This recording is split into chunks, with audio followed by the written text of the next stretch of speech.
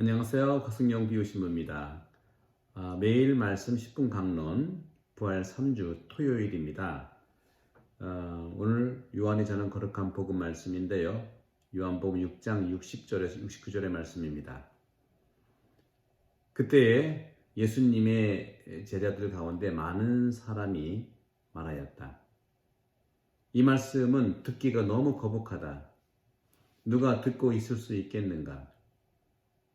예수님께서는 제자들이 당신의 말씀을 두고 투덜거리는 것을 속으로 아시고 그들에게 이르셨다. 이 말이 너희 귀에 거슬리느냐?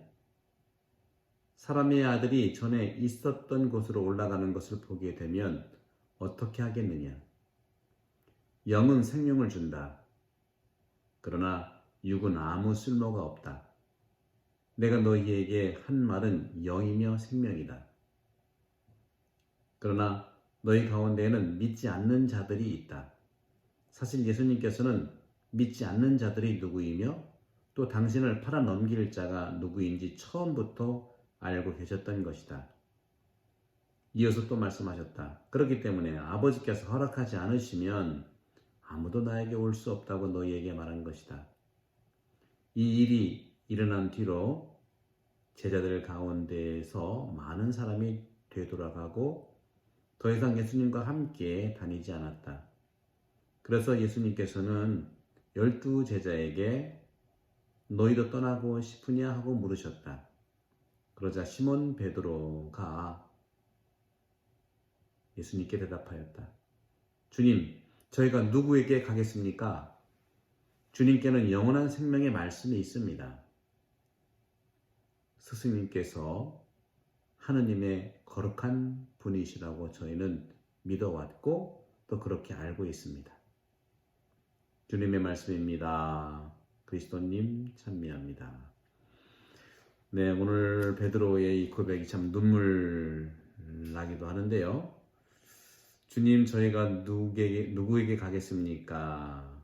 하는 그런 제목을 한번 잡아볼게요. 베드로의 정말 눈물 어린 그런 고백이겠죠. 오늘 요한복음 6장 60절에 군중들도 그렇고 오늘 좀 나옵니다만은 사실 저도 이제 본당에서 강론하다 보면 교우분들이 그 강론 말씀 너무 어렵다는 말씀도 지금은 모르겠어요. 근데 초기에는 너무 말씀을 좀 하셨어요. 제자들 가운데 많은 사람들이 같이 있었고 그 군중들도 그런 얘기를 했죠. 이 말씀을 듣기가 너무 거북하다. 누가 듣고 있을 수 있겠는가?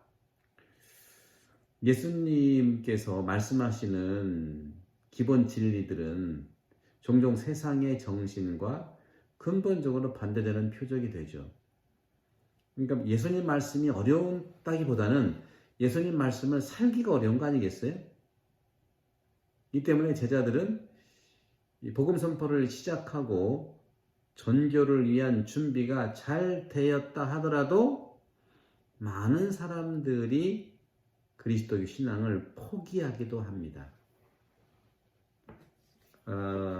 모르겠어요. 저도 이제 세례를 좀 많이 시켰는데 많이 안 오고 우리도 한국에서 그런 경우가 있죠. 한국처럼 신자는 많이 세례는 이렇게 하시는데 성당에 신앙생활 하는 분이 얼마나 될까? 매년 통계가 나오는데 그렇죠? 네.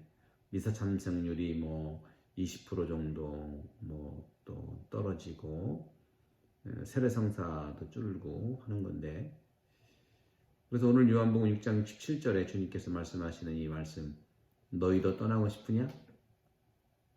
그때 주님 저희가 누구에게 가겠습니까? 그렇게 말을 하죠. 예수님께서 사도들에게 고통스러운 답이 되더라도 사도들은 그것을 받아들이고 위험을 감수하도록 주님은 그들에게 직접 질문을 하십니다. 저는 그렇게 좀 마음이 좀 약해서 그런지 그렇게 강한 말씀을 잘 못하는 경향이 있는데 주님은 그들에게 직접 질문을 하시죠. 그래서인지 사도들은 떠날 자유도 있다는 것을 느끼게 해주는 것이 아닐까. 그렇지만 그런 것보다는 사도들은 주님 곁에 남아 있는 것 같아요. 그렇죠. 우리도 성당에나 나오고 싶은데 여러 가지 비즈니스, 믿음이 없다는 표현을 그렇게 하는데, 오늘 복음도 그렇죠. 다른 사도들에게 믿음의 힘을 더하도록 운명 지어진 제자들 중에 수장 베드로가 상당히 그런 점에서는 이제 어깨가 무거웠을 것 같아요. 베드로는 적합한 이유를 설명을 하고 있죠. 베드로는 그리스도의 말씀을 믿었다고 봅니다. 당연히 믿었죠. 그런데 그 말씀이 베드로에게 이해됐느냐 하는 건 또 다른 문제 같아요.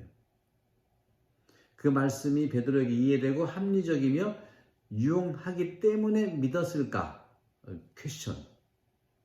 또 그 예수님 말씀의 의미가 뼈에 사무치도록 그렇게 반성했느냐? 그것도 퀘스천이에요. 꼭 그 때문은 아닌 것 같아요. 하지만 지금 그에게 분명한 것은 그리스도와 예수님의 그리스도의 말씀이 유일했다는 거죠. 못 알아들었지만 유일했다는 겁니다.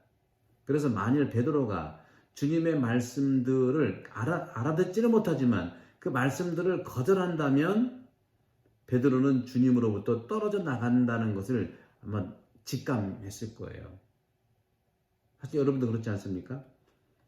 그 상대방을 완전히 다 알아서 믿는 거예요? 남편은 부인을 다 알아서 믿나요? 그죠?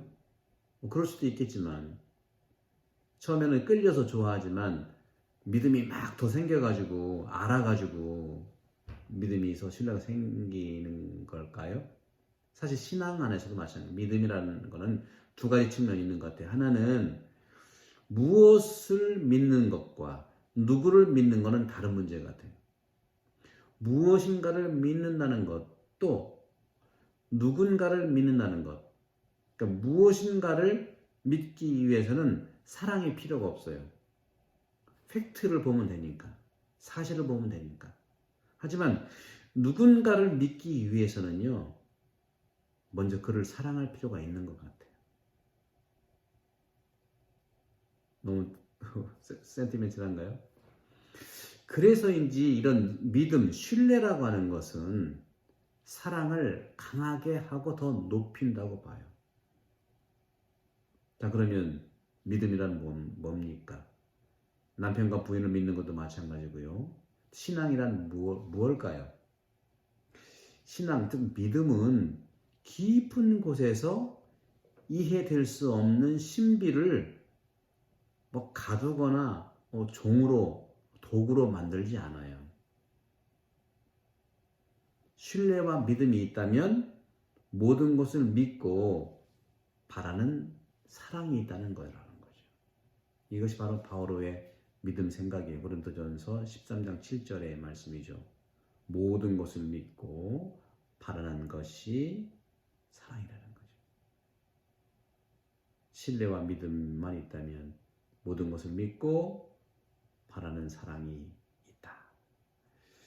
저는 코로나 바이러스 이 시기에 우리 한국 국민들이 이런 믿음과 또 신뢰와 사랑을 살았다고 봅니다. 한국 사람들의 근면한, 그러니까 한국 사람들은 위기와 어려움 속에서 서로 하나가 되고 서로 도와주는 일치하는 경향을 많이 볼 수가 있어요. 어제도 말씀드렸습니다만 중국이라는 데는 이 코로나 바이러스의 진원지라고 하는 그런 책임감 때문에 열심히 했는데 사회적 특성상 이게 이제 소통뿐만 아니라 그 정보를 투명하게 할 수가 없고 늘 감시 체제 같은 것들이 있기 때문에 사회주의와 또 약간 다른 건 너무 통제를 하다 보니까 그런 것들이 이제 유럽에서도 그렇고 좀 의심을 하는 것 같아요. 어제 말씀드린 일본은 올림픽 이런 어떤 사업적인 것 때문에 자꾸 이제 그렇게 엇박자로 나가는 것 같아요. 지금은 이제 해결이 됐지만 그러니까 계속 기하급수적으로 코로나의 확진자가 늘지 않습니까? 또 유럽도 돌아보면은 이태리나 스페인은 참 안타까운데 이태리나 스페인은요 상당히 자유로운 국가거든요. 그러다 보니까 또 거기 이제 어떤 의학 체계라든가 또 이런 여러 가지 이런 대처 능력이 붕괴가 됐다고 하는 것들 영국은 좀 더 심했죠. 영국은 완전히 그냥 방치하고 그런 차원들이. 그래도 이제 불란서하고 독일은 상당히 또 어떤 그 좋은 그런 모습을 보여준 것이라 볼 수 있겠죠. 마크롱 대통령 같은 경우는 한국이 정말 대처를 잘한다, 협력해보자 이런 얘기들 많이 하고, 그리고 또 독일하고 이 불란서가 사이가 사실은 안 좋거든요. 2차 세계대전도 있고. 그런데 또 서로 협력하면서 또 일치하는 것들도 이번 기회에 볼 수 있었습니다.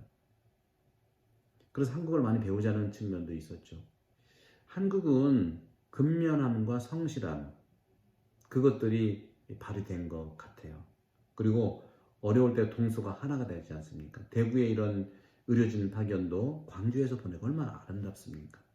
또 갓 임관한 정말 그 여성 의료진이 대구로 막 달려갔고, 또 가난한 사람들이 쌈짓돈을 모여서 희망을 만들어가고 있고, 또 빨리빨리가 어떤 점에서는 좀 우리의 어려움이라고 했지만 이 빨리빨리가 또 이번에 또 좋은 몫을 해냈고요. 그런 점에서는 정말 서로 간의 신뢰라는 거, 사랑이 전제된 상태에서 이루어지는 것 같아요. 또 우리나라는 또 굴곡된 역사 속에서 또 최근에 또 옛날도 그랬지만 최근에는 또 세월호 사건의 아픔들을 대처할 수 있는 그런 것을 많이 배웠지 않습니까? 지진 났을 때도 그렇고요.